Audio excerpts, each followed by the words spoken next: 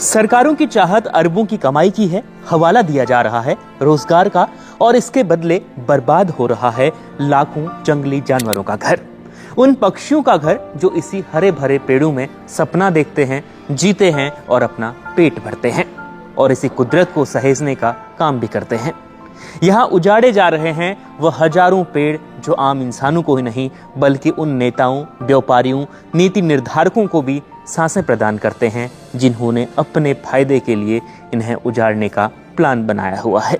और शायद उन लोगों के फेफड़ों में भी ये पेड़ सांस जरूर पहुंचाते होंगे जिन्होंने बुलडोजर चलाकर उन्हें उजाड़ दिया है या फिर उन्हें उजाड़ रहे हैं। मैं बात कर रहा हूं हैदराबाद की और उस जंगल की जो करीब 400 एकड़ में फैला हुआ है। उसका नाम है कांचा गचिबावली।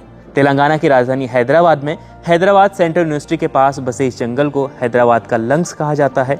लेकिन विकास के ठेकेदारों ने यहाँ एक IT पार्क बनाने की योजना बनाई और चंद दिनों में पूरा जंगल उजाड़ने के लिए प्लान बनाया गया और करीब आधा जंगल उजाड़ भी दिया गया है। अब एक सैटेलाइट इमेज आई है जिसमें बुलडोजर दिख रहे हैं, लेकिन यहाँ बुलडोजर इंसानों का घर नहीं उजाड़ रहे बल्कि बेजुबानों का घर उजाड़ रहे हैं। करीब 40 से 50 बुलडोजर तेजी से काम में लगे हुए हैं और शायद इतने बुलडोजर तो कभी CM योगी आदित्यनाथ ने भी एक साथ काम पर नहीं लगाए होंगे। लेकिन तेलंगाना की सरकार को ये जंगल बर्बाद करने की इतनी जल्दी थी कि उन्होंने 30 मार्च से 2 अप्रैल के बीच केवल 4 दिनों में करीब 2 वर्ग किलोमीटर इलाके में फैले जंगल और वहां की वनस्पतियों को नष्ट कर दिया और सब तहस नहस कर दिया। आइए आपको सरकार की मंशा, छात्रों, पर्यावरणविदों के विरोध और कोर्ट के हस्तक्षेप के बीच इस जंगल का क्या भविष्य होने वाला है, इस जंगल की क्या खासियत है और इस वक्त वहां क्या हो रहा है, पूरी बातों से रूबरू करवाते हैं। नमस्कार, India.com देख रहे हैं आप और मैं आपके साथ हूं नरेश कोश्यारी। गर्मी का मौसम आ चुका है और जिस मौसम में सबसे ज्यादा पेड़ पौधों, जंगल, पहाड़ की याद आती है वह यही मौसम है। जब पहाड़ों से, जंगलों से ठंडी हवा आती है तो सबको अच्छा लगता है। क्या गरीब, क्या अमीर, सब इस हवा का लुत्फ उठाते हैं। लेकिन अब इस हवा को खत्म करने की एक कोशिश हैदराबाद में हुई है। हैदराबाद में 400 एकड़ में फैला कांचा गचिबावली नाम का एक जंगल है। सरकार इस जमीन को IT पार्क और विकास कार्यों के लिए इस्तेमाल करना चाहती है, इसीलिए सरकार वहां से हजारों पेड़ों को हटा रही है। उसमें झाड़ियां भी शामिल हैं, कई वनस्पतियां शामिल हैं।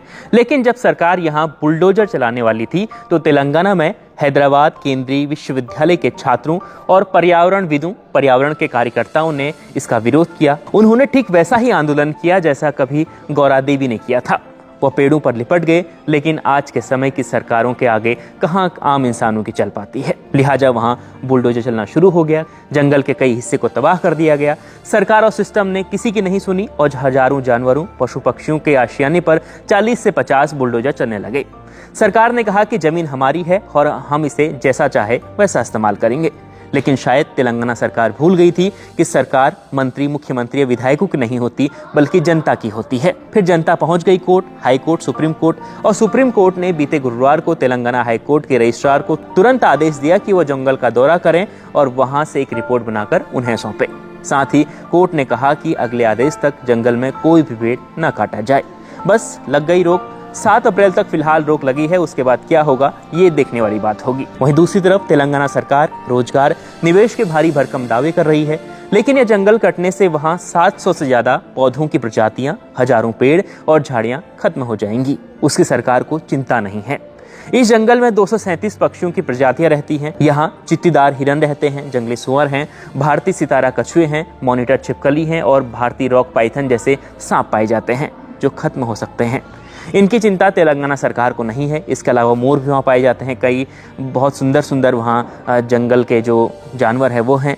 इस जंगल में 8 प्रजातियां ऐसी हैं जो वन्यजीव संरक्षण अधिनियम 1972 के अंतर्गत आती हैं। ये ऐसे जंगली जानवर होते हैं जिनका शिकार प्रतिबंधित होता है, यानी ये बेहद ही महत्वपूर्ण होते हैं। ये प्रजातियां विलुप्त की ओर होती हैं।